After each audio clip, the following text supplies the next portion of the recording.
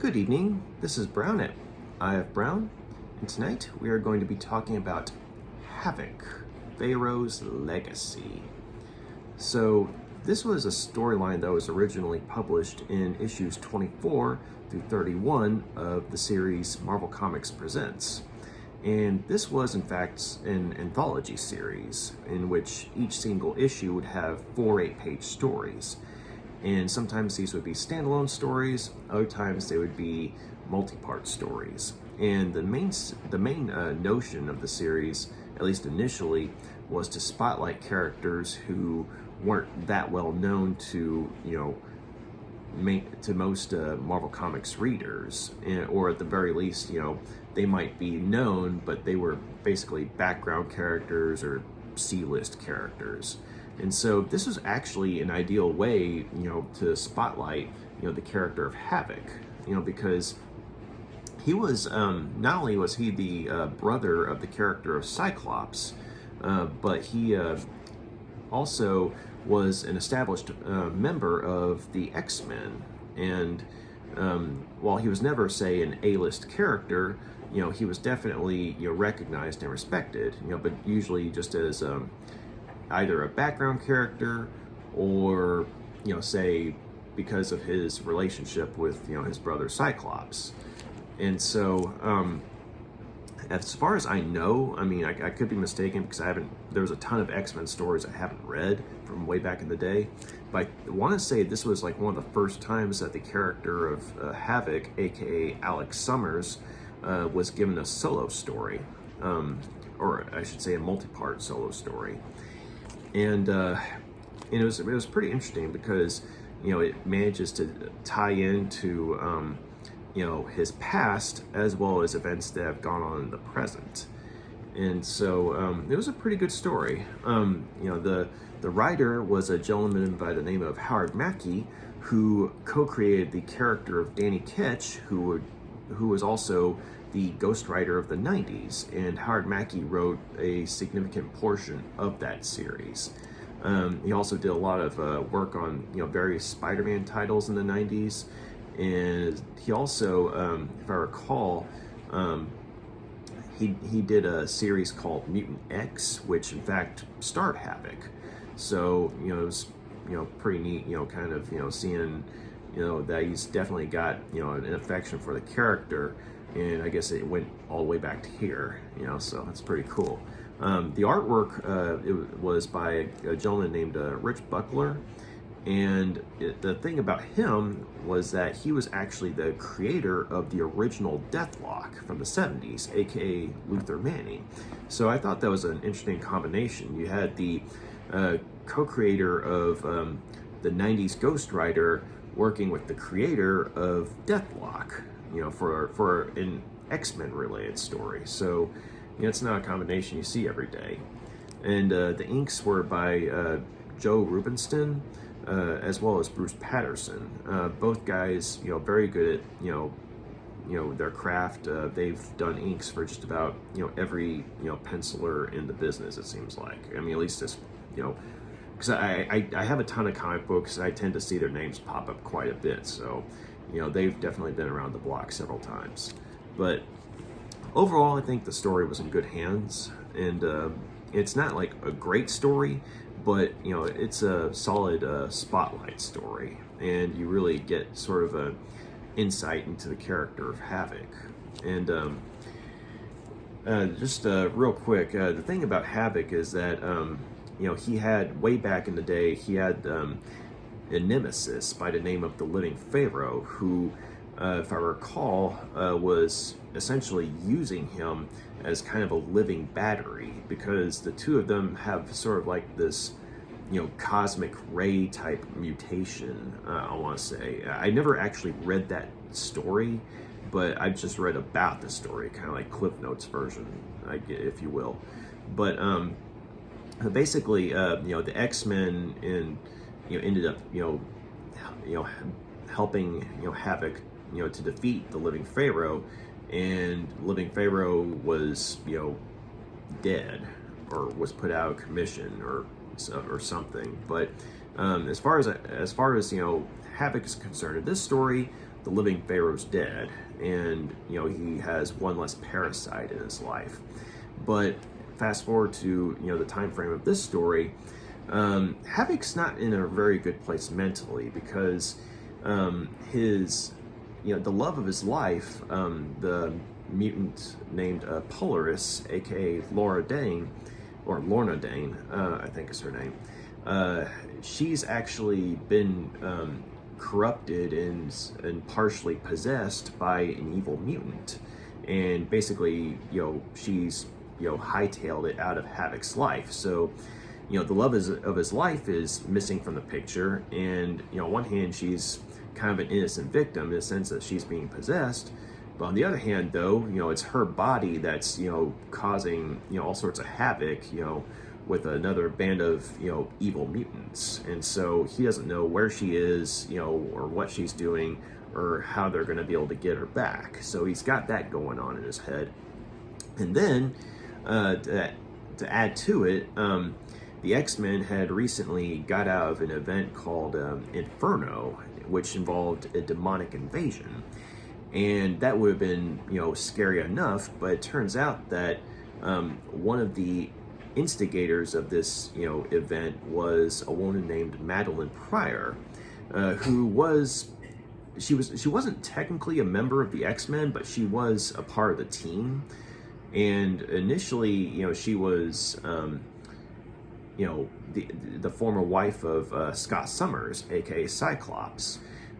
But it turns out that Cyclops ended up bailing on her, and she ended up falling in with the X-Men, and eventually she and Alex, that's Havok's real name, by the way, she and Alex ended up becoming somewhat of an item, and there was definitely a connection there. But unfortunately, it turns out that there was a bunch of evil manipulation going on. Basically, outside parties were it was kind of like outside parties were manipulating her, and then she eventually just kind of gave in to the evil manipulation, and she basically ended up manipulating certain members of the X-Men team, and she became a big figure in this Inferno storyline. She in fact became a villain by the name of the Goblin Queen, and so yeah, she ended up corrupting Havok amongst other characters. And so that storyline ended rather tragically. Basically, there was guilt on several sides, and so Havok's kind of reeling from that. I mean, he's got two women in his life that have had tragic circumstances befall them. Some of it was within their control, some of it was outside of their control. And so this storyline actually picks up shortly after the Inferno storyline, and Havok or Alex is alone in the Australian desert, just sort of driving around alone with his thoughts, and he happens to pick up a hitchhiker, a woman named Leila, and the two of them ended up kind of hitting it off, but then they're attacked, and it's by a group called the Trackers, which seem to be sort of cybernetically enhanced mercenaries. And initially they're going after her, after Leila, but then it turns out they're wanting to go for Havok as well. So this wasn't an accident. And Havok initially fights the Trackers off, and it turns out Leila she kind of fills him in on what's been going on, and she tells him that she was actually part of a cult until she got freaked out and bailed from the said cult. And this cult was called the Cult of the Living Pharaoh. Turns out, yes, there is definitely a connection to the living Pharaoh that was such a thorn in the side for Havok so many years ago. And it turns out that the cult, according to Leila, was basically dead set on trying to resurrect the living Pharaoh by way of human sacrifice. And she was initially, you know, and she was a member of the cult, and initially she was, kosher with everything, so to speak. But then when she saw the human sacrifice, herself, it was a point where she couldn't deny what was, the evil of the cult, and so she ran, and they've been after her ever since. And the trackers were, their, mercenary task force, and Alex, basically, there's a part of him that, feels like, okay, something fishy's going on here, but then at the same time, though, he, can't help but, sympathize with her plight because of, his, past events involving the living Pharaoh. And so,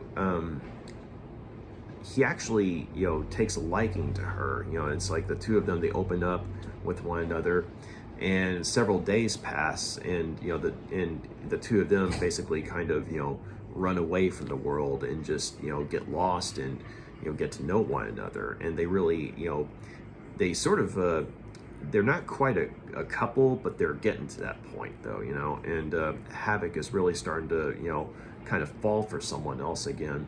And Lila's basically looking up to Havok as someone that she can trust, and also she's starting to feel something for him too.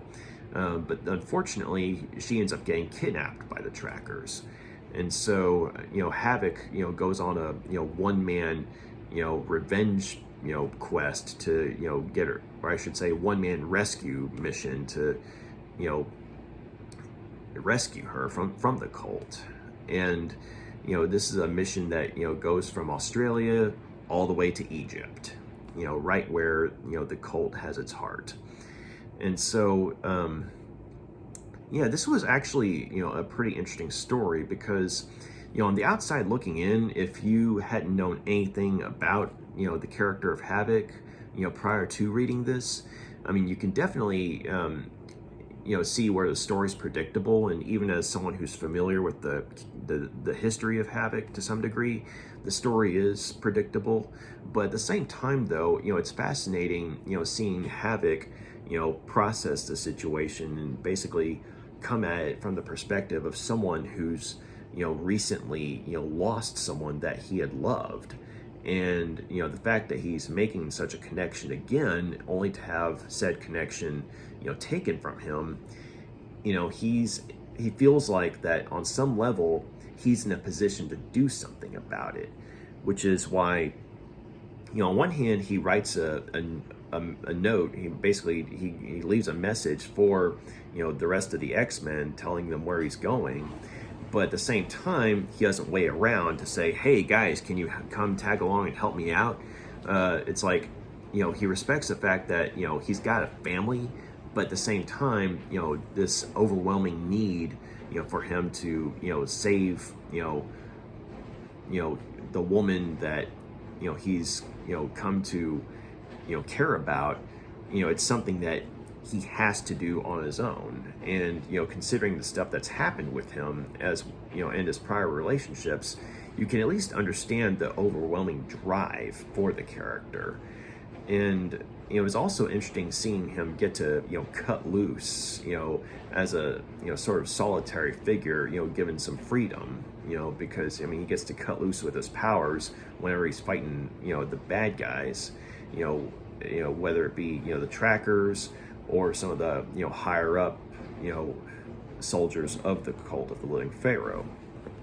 And I did like how the story, you kind of got a glimpse into the seedy underside of the mercenary underworld, namely whenever Havok's infiltrating like one of the many dives in which mercenaries hang out at.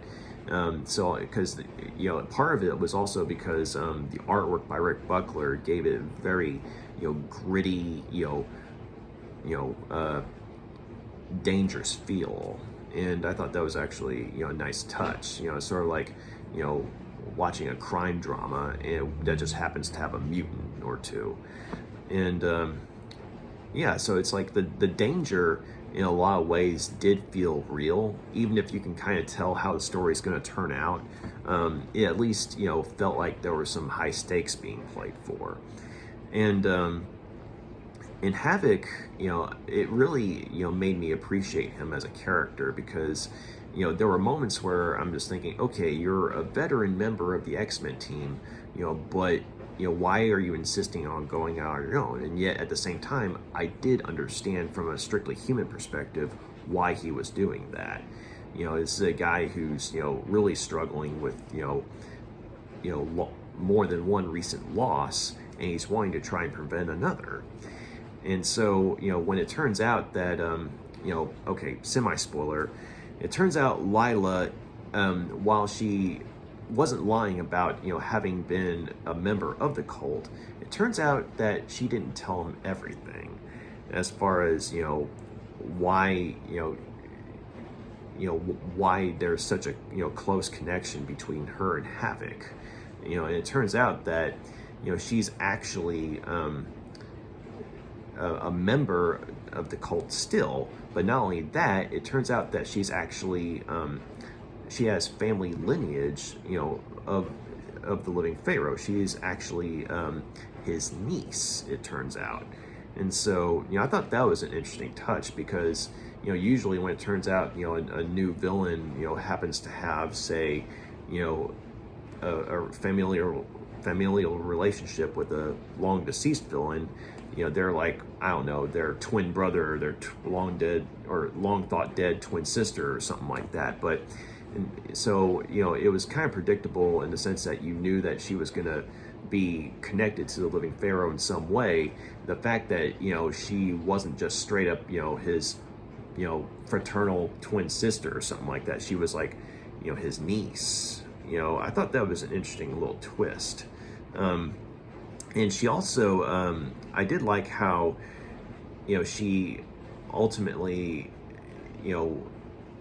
was kind of addicted to, the cosmic, powers that, were essentially Havok's mutation. And so, she, the whole time is that, much like, her uncle, the living Pharaoh, she was wanting to, feed off of Alex's power.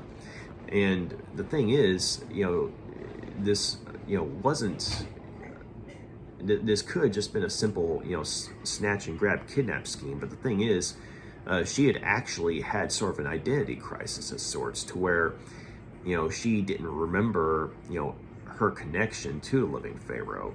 And she had actually been traumatized, by, some of the activities that she had witnessed within the cult, to a point that, she forgot who she was. And so when she initially met Alex, while she was being drawn to him because of the cosmic, the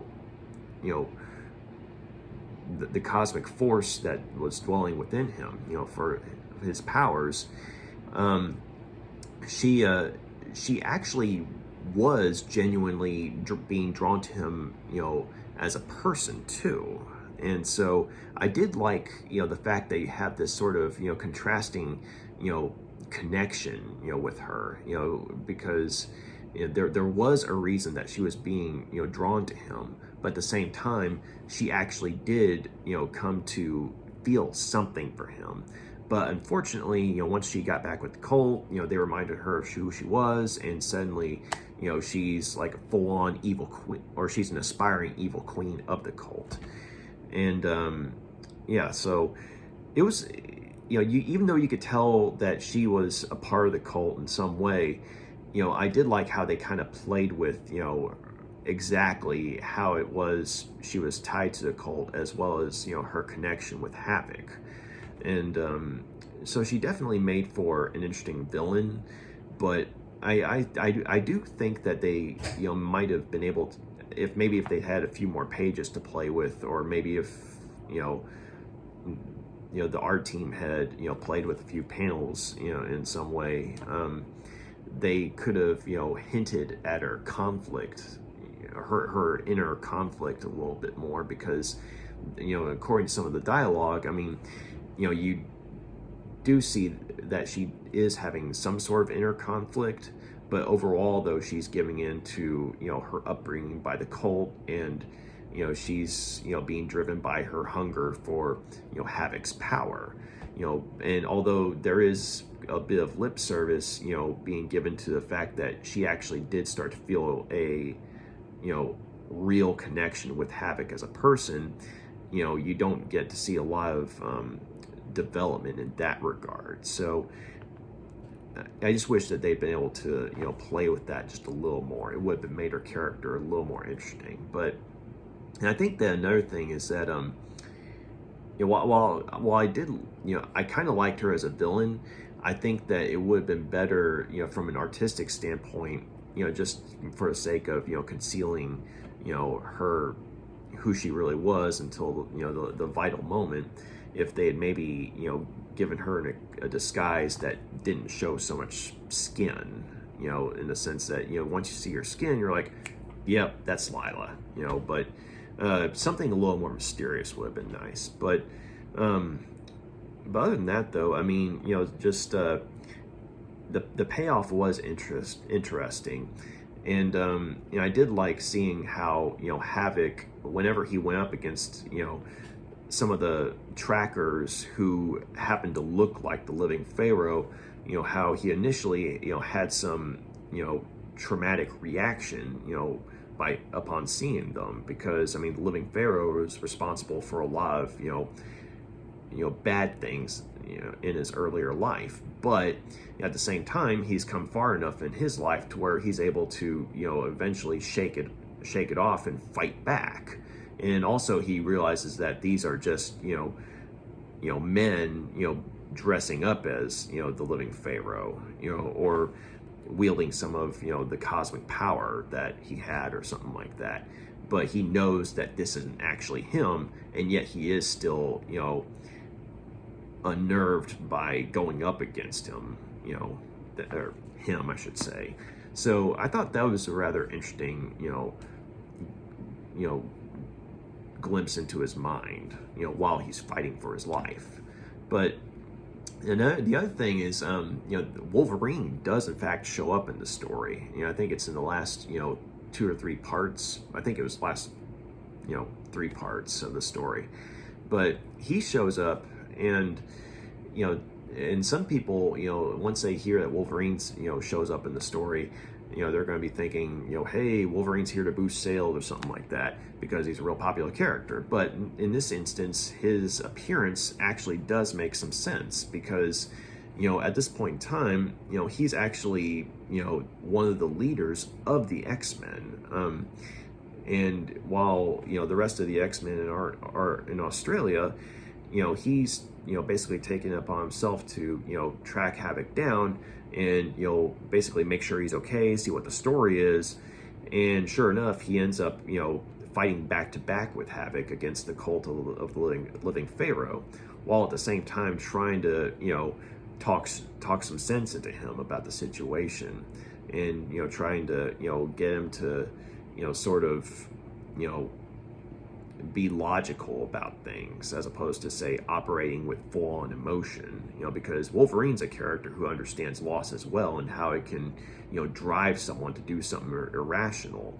But at the same time, it's like he's got Havok's back, and he's not about to ditch him or anything like that. But at the same time, he is trying to be the angel on the shoulder, so to speak, albeit with adamantium claws. And one of the things that I also appreciate, it was a small detail, but before Wolverine himself actually comes into the story, there's a part where Havok's, fighting against a mercenary, and, he resorts to hand-to-hand tactics, and he takes the mercenary down, and he's thinking, to himself how, fortunate he was to have been able to have, practiced in hand-to-hand combat with Wolverine, because amongst other things, the X-Men, the veteran X-Men, do teach, their students, how to, do self-defense and things, not only with their powers, but, with hand-to-hand combat. So I thought that was actually a nice touch, because it showed that Havok wasn't just relying on his power to get stuff done, because he is powerful, but, inevitably there's going to be a point in time where, something's going to happen and he won't be able to use his power. And so, him, making a point to learn how to, defend himself physically, I thought was a nice touch. And I remember someone on another website, when they were talking about this story, I think they were a bit, more continuity oriented. And so, they were pointing that out, and they were saying like how, yeah, it makes sense that Wolverine would, be a combat instructor, but at the same time, when did this happen? Because you never actually see it in any of the issues of, the X-Men that this, time frame was in. And so, my line of thinking is, okay, I mean, yeah, you see a lot of stuff, on the pages of, the X-Men comics, but what do you see in between the panels? Do you really see everything that goes on? It's kind of like, a sitcom or, just, a TV show in general. I mean, do you really think that all that happens is what you see on TV? I mean, do these characters not have, things that go on in their own personal lives? I mean, just because, just because we're not watching or reading something, it doesn't necessarily mean that, these characters aren't doing things that, we wouldn't know about. So that's just kind of my take on it. I mean, it happened. Wolverine, helping to train Havok, in hand-to-hand combat. It happened in between panels, So that's my take on it. But yeah, so this was definitely a case where Wolverine's presence. I mean, I did appreciate how they gave the majority of the story to Havok, to unravel things in a solo effort, but they waited until the last 2 or 3 parts to bring Wolverine in, so that way it wasn't just Wolverine was there halfway through the story and basically stole Havok's thunder. It was more like Wolverine was there to play in a supporting role, and so I appreciated that. It's they made a good team, but Wolverine didn't steal his thunder. And so yeah, I'm going to go ahead and give Pharaoh's Legacy 4 out of 5 stars. It was a pretty good story. Predictable, but at the same time, it was well written enough to where you got a better understanding of the character of Havok, or Alex Summers. And while the nature of the main villain was easy to predict, it was interesting at the very least. And the cult of the living Pharaoh themselves proved to be a rather dangerous force to go up against, because they were able to basically give both Havok and Wolverine a run for their money, combat wise. But then again, they do outnumber 2 guys quite easily. Yeah, but there was another bit that I liked, and I think some people who have read this story, they said that it was an average story at best, but they did like the final page, in which for those of you who have seen the movie Batman Begins, there's a bit where I'm going to paraphrase here, but Batman's got the main villain in a spot where the villain's thinking that Batman's going to save him, but this is after a villain screwed over Batman so many times, and Batman says something to the effect of, "I'm not going to kill you, but I don't have to save you." And it's a moment that for a lot of people, myself included, it was more than a little cathartic, because we're while yes, we like our heroes, I mean, there are times in which, we, kind of just, smack our heads in frustration at the fact that, these heroes knowingly, go back, to save, a villain who has stabbed them in the back on more than one occasion. And so them basically saying, okay, I'm not going to become, a bloodthirsty maniac and kill you, but at the same time, I think I'm going to let, fate, handle this one. I'm going to stay out of this. And there was a moment in which, Havok's, final confrontation with Leila, it was a moment like that. And considering the fact that, Leila had more or less stabbed him in the back, on multiple occasions within the story, and the fact that she was, basically just trying to literally, leech off of him, his power and his life force, Havok's, reaction to her, his final, confrontation with her, having that sort of, I'm not going to kill you, but I don't have to save you vibe, that actually, I can understand where some people might be turned off by that, because, hey, Havok's supposed to be a superhero and all that. But at the same time, the X-Men, at least at this point in time, were definitely dealing with more morally complex, events in their lives. And there was a lot of gray area in more than one story of theirs at the time. And so I think, this is probably, Havok's, morally gray area moment. But at the same time, just looking at it from a human perspective, you can definitely understand why he, ultimately, ends his confrontation with Leila the way he does. So while it might not be the most heroic handling of the situation, it's definitely a very human handling of the situation. And I actually respected that. And, it definitely, added to the whole, getting a glimpse into the mindset of the character of Havok. So, yeah, this was actually, a pretty cool story. But, just kind of as a bonus treat, I was going to show you all the covers. Okay, so, the way it would usually work is, you'd have like a front cover and a back cover.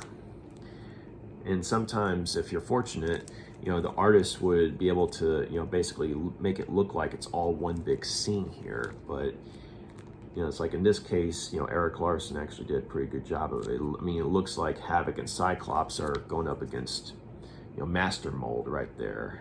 Then you got, Shamrock and Black Panther right there.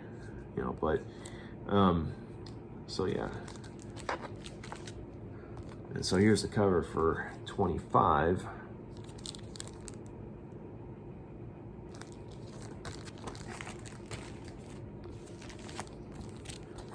Here we go. Love this cover right here. And just for the record, I will definitely be reviewing the stories that, this guy is in, Cold Blood. Because he was actually a pretty cool character. Kind of like Deathlock light, but still a cool character. Hey, I got fondness for cyborgs. But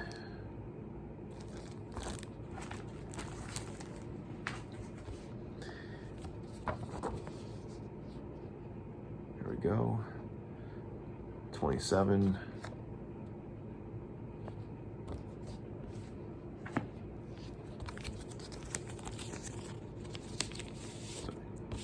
Yeah, there's a board here.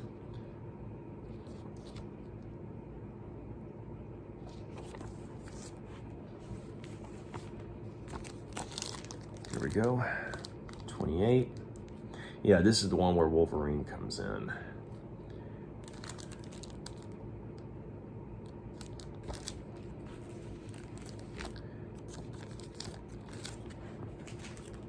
Sorry, that was 29, my bad.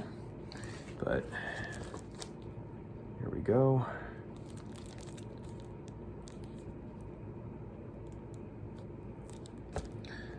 And last but not least,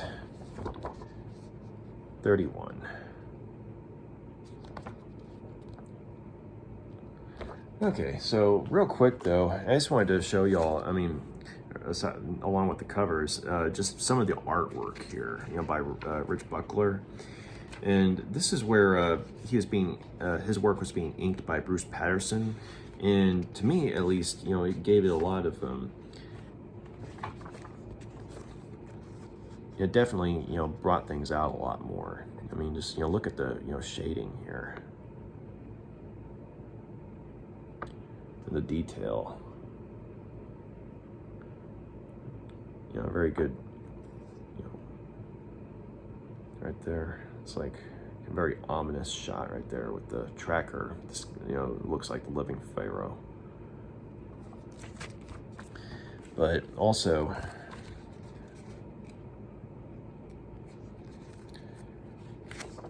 So this is like in the last issue here, but I like the detail of how, bloodied up, Havok's getting, because it shows that, Leila, in her new, powerful form isn't a pushover. And so, the fact that she's able to bloody up Havok, definitely makes things a lot more interesting, or as far as from a combat perspective, I guess. But anyway, though, so yeah. So that was Havok, Pharaoh's Legacy. I hope y'all enjoyed my review on it. And if y'all like what you see here and want to see more, please hit that like button and subscribe. And please drop a comment and let me know what y'all think. Y'all take care and have a good night. Bye.